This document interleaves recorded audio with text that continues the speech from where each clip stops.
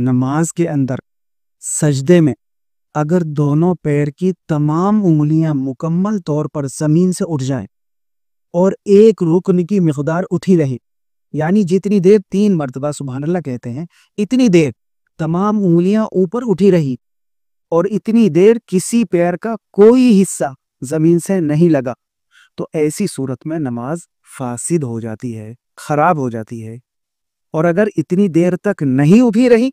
बल्कि उंगलियां जमीन से थोड़ी उठी और फिर फौरन जमीन पर रख दी, तो ये काम मकरूह है, यानी अच्छा नहीं है, लेकिन नमाज हो जाएगी। मुकम्मल सजदे में पैर की एक उंगली भी जमीन से लगी रही तो फर्ज अदा हो जाएगा, नमाज सही हो जाएगी। अलबत्ता मुकम्मल सजदे में दोनों पांव की तमाम उंगलियां जमीन पर रखे रखना ये सुन्नत है